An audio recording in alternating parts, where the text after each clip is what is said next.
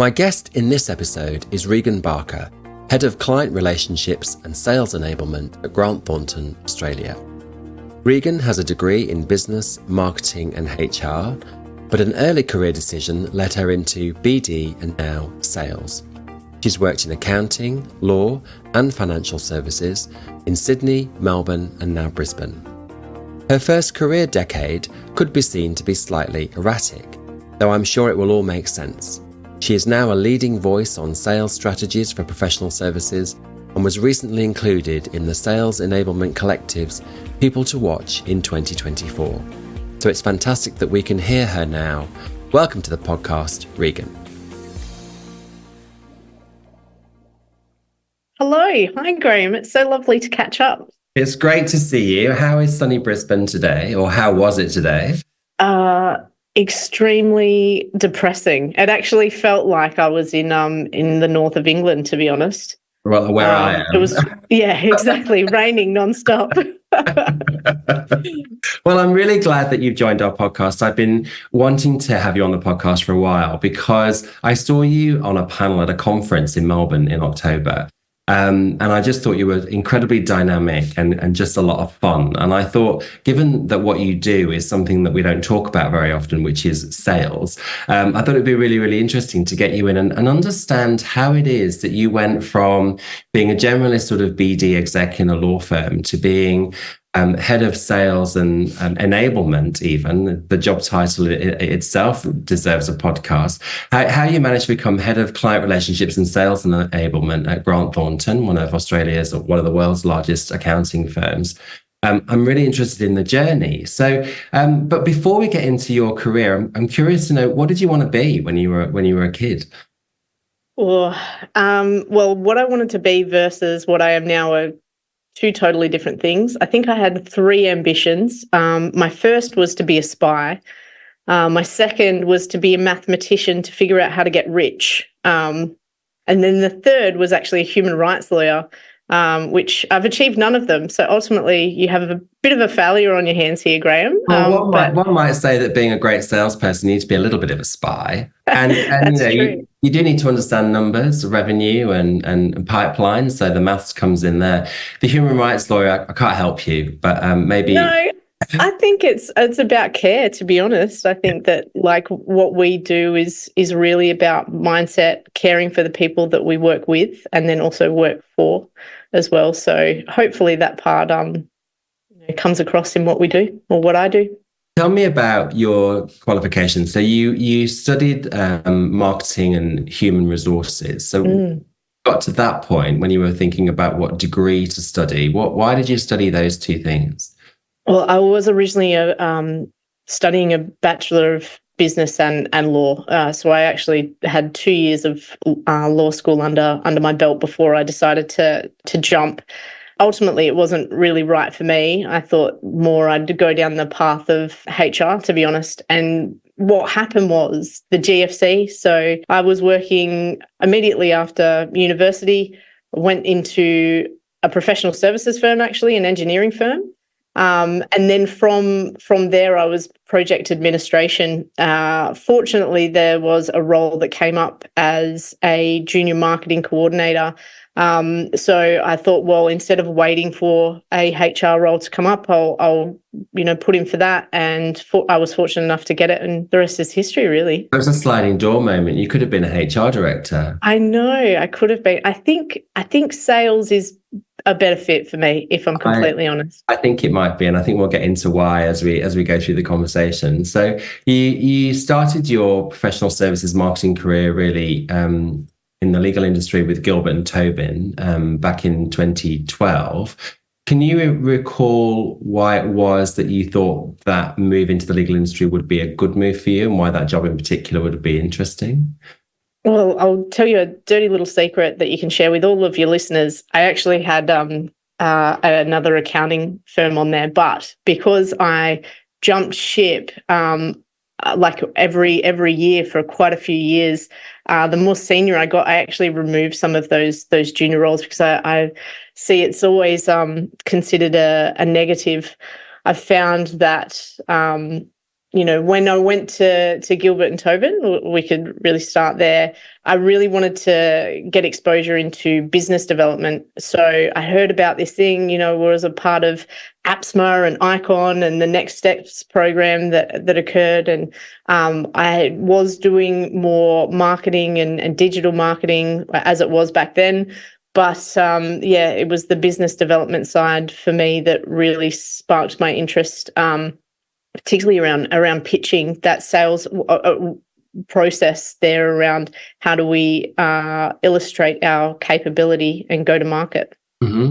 So you brought up yourself that you were a bit of a job hopper before you got to Gilbert and Tobin, but then after that you did do 2 other jobs in quick succession and changed cities in quick succession. You went from Sydney to Melbourne, so Brisbane, Sydney, Melbourne in a sort of 5-year period. What was going on in your life that made you a sort of job hopper and a city hopper at the same time? Okay, so for me, it was really a few things. One, Sydney got a little too big for me. I wanted to broaden my horizons, see if another city would be beneficial, both not just to my professional life, but also to my personal life. I think it was a big move for me. What I found, I loved living in Melbourne. I think it was the best thing that I did in terms of my career because, one, Allen's was able to give me some great exposure, but then I ultimately moved out of professional services for a few years, which really gave me that true taste of sales, and then gave me the opportunity, I think, to come back with a fresh set of eyes, basically. Were you searching? Is it right to say that you were searching, find both your place, your place of work, and also your place to live? Were you going through that period at that time? Absolutely. I think that during the Sydney to Melbourne, I actually had a little bit of a stint where I was traveling, which I ultimately met my wife. So that kind of ticked off the personal side, and then on the professional side, I think what really kind of struck a chord with me was, I never really felt like anything truly aligned to my value set. And then, you see where my career has lasted longer than a few years in roles. It's because my value set as an individual really aligned to the people I work with, the culture of the organisations that I work with. And that's ultimately why I've been, I'm coming up to 5 years here at Grant Thornton, because for me, it really is the place that aligns most closely to how I am as an individual as well. Let's pause and take a deep dive into what we've just heard. So often with hindsight, we can look back over decisions made in the past and see that periods of uncertainty often lead to certainty.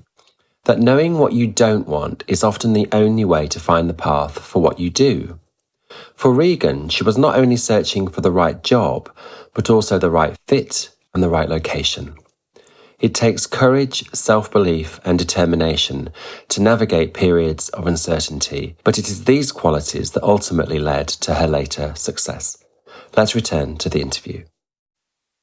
Found home. Before you found home, you went to Westpac Institutional Bank, Australia's biggest bank. They call them the top 4 bank. Tell us about the roles that you had with Westpac. Yeah, so it's a bit weird there. They end up having almost 2 or 3 different titles at any one time. So I was a senior manager or a manager, or if not, an associate director later on. But then in that, my role was heavily around the pursuits process. So, we'd put it into 2 buckets, essentially. You've got your new to bank, so, newer clients, and then your existing client base. So I worked across both of those. But the thing about working in a bank, and I worked in the institutional bank, so that very large end of town, you've got your biggest Australian entities and multinationals that operate in Australia. We had to, always put our best foot forward across the entire sales cycle. The people that I worked with there are some of the best sales people that I've ever worked with, both in terms of their professionalism, their ethics and quality, how they approach opportunities. And it was just a real taste for me of like what is actually possible from a business development perspective as well. So really great exposure. I worked with some of the largest entities, and it was fantastic. I think that it was a really great learning space for me as well. I'm curious to know, you talk about working with great salespeople. I think one of the things that we see in professional services generally is that for most professional services firms, they don't have a sales culture. They don't have salespeople working there en masse. So I would imagine the training is quite hard to get in a professional services firm. Do you reflecting back on the law firms that you worked in and now Grant Thornton, was the sales training better at the bank? Look, there wasn't, I guess, necessarily training as much as pure mentorship. So, you kind of worked alongside and shadowed a lot of great salespeople. With that, because I was part of the leadership team of the transactional arm of the institutional bank, I got real exposure into what a great sales cycle should be and what that structure should be going forward. So that to me ended up, I really reflected on like, why don't professional services firms do this? I know that it is a bit of a swear word, sales, in professional services firms. And with that, I think that there's a piece that sales has to be this dirty word, but ultimately sales are the actions and I guess the methodology that you leverage to ultimately increase a relationship. It is the behaviors that you do to get to know someone on a deeper level, to understand their issues. So I think that there was that great opportunity to translate from Westpac, what I'd learned from those mentors, the opportunities to work on large deals, and bring that back into professional services. And from there, obviously, I've dedicated a lot of time and energy to learn more. Like I'm constantly investing in my own learning. I think that the more you learn about a particular topic, the more you realize you don't know. So for me, it's this constant investment that I have to then, put that back into the firm as well. I'm interested to know, going to Grant Thornton, what was it about Grant Thornton's culture that you felt enabled you to go there and do proper sales? So I was actually in a leadership workshop, and I was working with this wonderful gentleman by the name of Ben Reeves, and he gave me these value cards. And ultimately the mission was you had to select your top 10 cards that resonated with you. And this just had a word on there. It might have been family, health, you name it. And then once I organised the 10, I selected my 10. He's like, right, I want you to cut 5 and prioritise your top 5. And as I was sitting there looking at it, I was like, oh, wow, I'm not living my values. I'm spending a lot of time working. I don't necessarily have the work-life balance that I'm looking to achieve that aligns to my values. What am I going to do? So at the time, one of my friends who I knew socially there actually works and continues to work at Grant Thornton, Kat Jayasinghe. She had an opportunity in the Brisbane office. My wife and I were actually looking to move to Queensland eventually, and we decided that, now was the time. And Grant Thornton had, given me an opportunity to interview. So, and with that, the rest is history, really. 5 years and counting. 5 years, and now head of client relationships and sales enablement. You posted on LinkedIn recently, you said, I stepped into a head of role, dragging a suitcase of imposter syndrome with me. I felt out of depth. Yes, Unpack that suitcase for us. What was going on there, and how do you feel now? Graham, we're getting very deep here. For deep CV diving. What did you expect? Well, yeah, it does say it in the title, doesn't it? So, a colleague of mine left Grant Thornton, James Fielding, and it gave me the opportunity to step up into the sales enablement role. For 6 months prior, I'd been talking to Fraser and the team around whether or not we could also explore not just sales enablement, but an actual sales function. Like, what if we could do things a little bit differently? We find that with partner-based or partnerships, the partners that we work with, incredible people, but they are the owners of the business. They have to be the technical experts. They are essentially the product. They have to grow their teams and talent and teach them, how to work best with clients. Like, they are the owners of the clients. They have to do the billing. Tell me when they're supposed to put sales in that.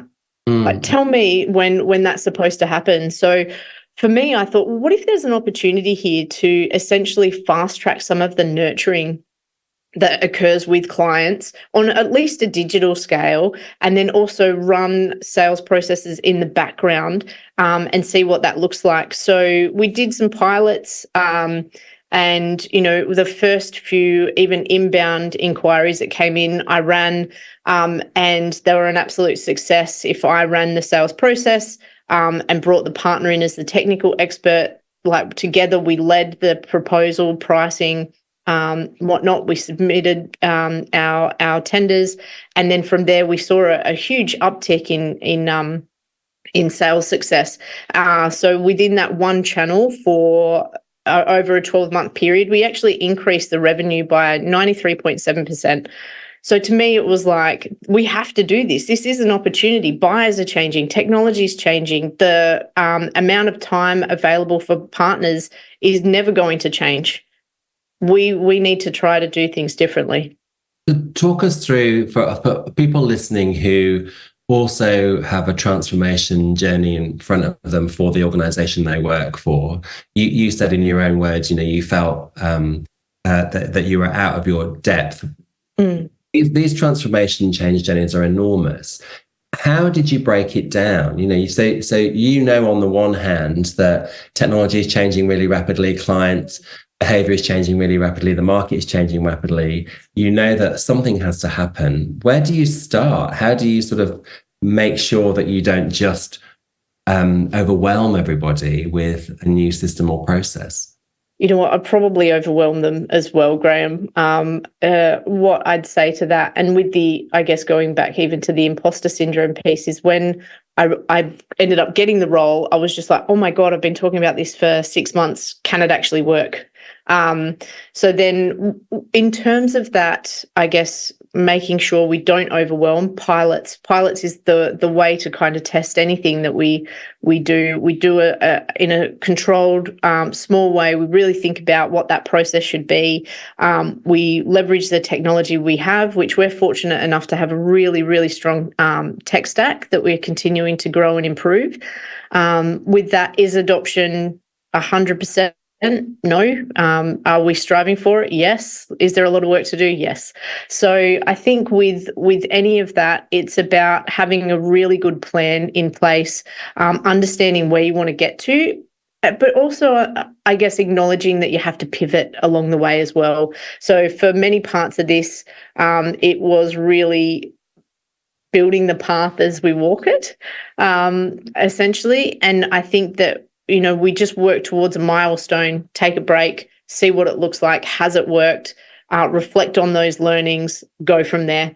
The fortunate part as well is that I don't do this in silo. I work with a wonderful team of experts in areas that aren't necessarily my strengths at all, from digital marketing to pricing to business development to, CX. Like, I lean on the whole team for their perspectives, making sure we've got that buy-in to take the step forward in the right direction for the benefit of the firm.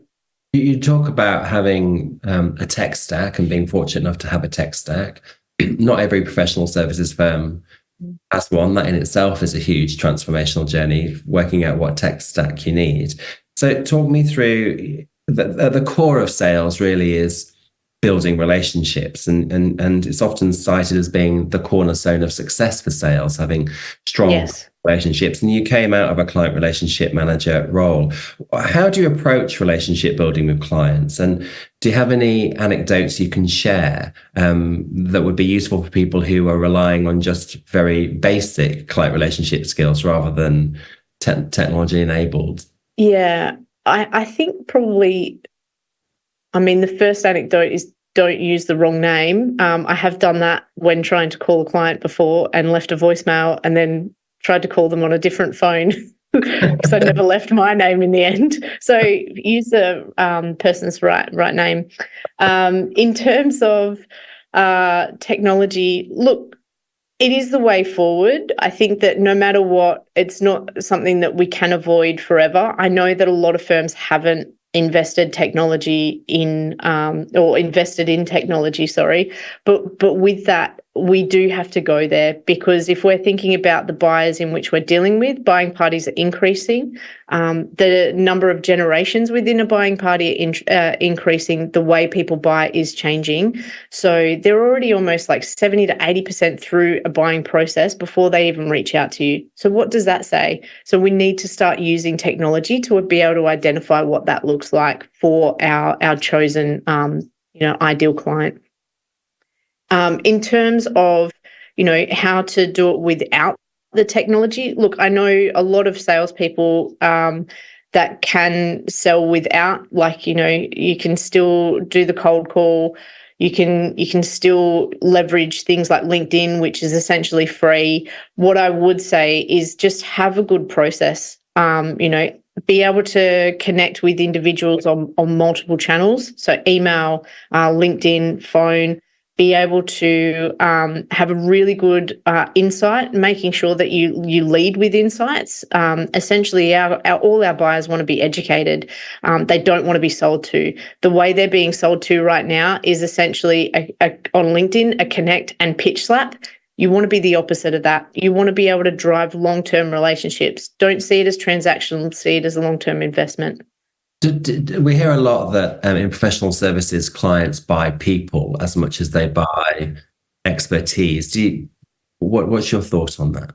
I agree. I really do think that that's true to a sense. Like, I think your brand can always get you in the door. I think that it can help sway an entire buying party. If you think about buying parties now, they're like 7 to 11 people at the larger end of town at least, where I think that, the human interaction is still so powerful that they will trust the individual as well. When I was leaving Westpac, I honestly thought I was the best at my job because of the brand. It was it is one of the top banks, but also with that, you had a 1 in 4 chance of winning. In professional services, it's so different. Speaking directly to accounting, if you're going to be competing in any competitive pitch process, you are potentially dealing with the Big Four. You're potentially dealing with, your mid-tier competitors, but you also might be competing with an accountant that's been a 2 or 3 person firm for 25 years and work with that client for the 25 years, So the competitive landscape of professional services is so different. I think that you have to invest in relationships, in the people, and continue down that path as well. And that requires people to be authentic. And have you seen a shift 100%. in your career? So have you seen a shift in fee-earning professionals sort of recognizing that it's not only accepted but important for them to be a bit more natural with their clients and sort of, take the mask off? I can't speak to any other firm, but I definitely can speak to, the partners that I work with in Grant Thornton. One of the things that so even the other day I was in a coaching session with a wonderful partner that I work with in Sydney, and, coaching her through what we call social selling on LinkedIn. And with that, said, I want you to think about the things that you love to talk about. I want you to think about, what do your clients need to know? Or, think about your client 2 years ago and going through the experience you had to go through with them. What would they need to know from 2 years ago, and write to that. And the first thing she wrote down on her notes was why I love working with clients. So to me, the people that I work with, they do care. Like our core values are care, and that's care for our people, our clients, and our communities. So I think that comes through in almost everything that we do, and ultimately we want that embedded within our sales and go-to-market strategies as well. Hi, I'm Katie Rosser, co-founder of Seldon Rosser, and we are passionate about helping people maximise the return on their own career investment. Visit seldonrosser.com to see a range of career opportunities and access career guides and market information such as salary surveys and articles. Our career goal is to help you get your next great job and make your own big splash in the world of work. Does it therefore make selling sales internally? You said at the beginning it's a swear word. Is it a swear word anymore? I don't think so. I think that we've got a really good cohort that are coming around to what sales means. Essentially, sales to mean professional services for a partner, at least, is, what is your dream practice? Like, tell me what your dream practice is, because that's what we'll build, and we'll build it through sales, and we'll build it through relationships. So I think that, they know that the world is changing, how buyers are, approaching the market is changing, and we need to change with it. But underlying that is that foundation of an open mindset or a growth mindset, good sales techniques, and then also making sure that, they show their authenticity. They're quite open to what we're doing, and we're seeing success, and that's definitely delivered across the firm. So the more success we have, the more people want to get involved. What about people moving into a sales career? Because I still think that sales is a bit of a hard sell, pardon the pun, to candidates. Sometimes we'll get candidates who'll say to us, I'm not a salesperson, or I don't want to go into sales. Do you think, now reflecting back on the last 10 years, do you think that sales as a career has improved? I think it really depends on what market you're in, to be honest. Look, I have a pretty unique role in professional services as a salesperson. What I generally like to think of in terms of, I was in business development. I'm much better in sales. And the reason for that is because I think the way we can shape sales in professional services is essentially a player coach model, right? You run alongside the partners as a part of that journey in understanding and growing relationships with potential clients or existing clients. Whereas with your more traditional business development roles, you essentially behind the scenes facilitation. So if I can recommend anything in terms of going into sales, it would be, in professional services, you get to be the player coach. You run alongside, you build that relationship, you build that rapport, but you also coach the partner on what they're doing as well. When to send an email, what questions to really ask to open up opportunities in those discussions, lower the tension with a potentially new client, how to essentially bring an opportunity back to life that may have stalled or dropped off the priority list. You can do that as a player coach. I don't think you can necessarily do it as well if it's purely business development. Now, I may offend a few people with that, and I'm sorry if that's the case. I just find that I personally am a better operator with this model. Well, I think it's true that we see a lot more pure sales enablement roles in professional services firms like accounting. and some engineering. We don't see a lot of it in the legal industry. Having worked in the legal industry at the beginning of your career, what do you think the challenges are for that particular sector to adopt the type of sales enablement that Grant Thornton have adopted, for instance? Well, that is a tough question. It is. I like tough questions. Oh, of course you do. Look, I think that for the legal industry, it is a little bit of a different beast. The type of people you work with, the type of work that they do is a little bit different. I think that, the buy-in that you can get with accountants, or at least of what we've achieved at Grant Thornton, is incredible. Can it be done across law? Yes, possibly. Can it be done straight away? I don't think so. I think that the industry has a long way to go to kind of get there. I think it would take a very unique sort of firm with the right culture to be able to adopt it early, and then I think you'll get some fast followers, if I'm completely honest. No, we love honesty. It's probably what I think as well. Now, I'm interested to know about, you mentioned earlier about learning, that you do a lot. You do a lot of yourself to keep abreast of what's going on in the world of sales, etc. So, what are you reading? What do you go to for read? What podcasts do you listen to? What are you recommending out there for our listeners who think to themselves, "I want to be the next Regan. How do I go about being her?" Oh, there's a few books that are pretty incredible that I read. One by Matthew Dixon called The Challenger Sale. He also wrote a book that I'm currently reading called The Jolt Effect, which essentially looks into indecision of customers. I absorb as many podcasts as possible. There are some great sales enablement ones. And if I could plug one from an Australian perspective, and also he's a close friend and mentor of mine, Luigi Prestonenzi's How to Sell.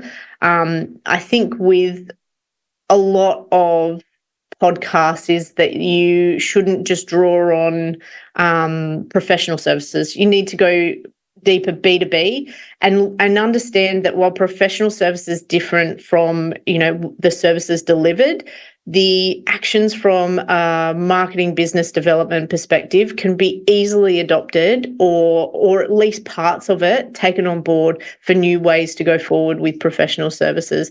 Like, I don't know if we're as fast a follower to most B2Bs, but I think that there's a lot we can learn from them, to be honest. I agree. What are your audacious predictions for professional services sales? Well, if I'm honest, if I could be really brave here, I will be brave.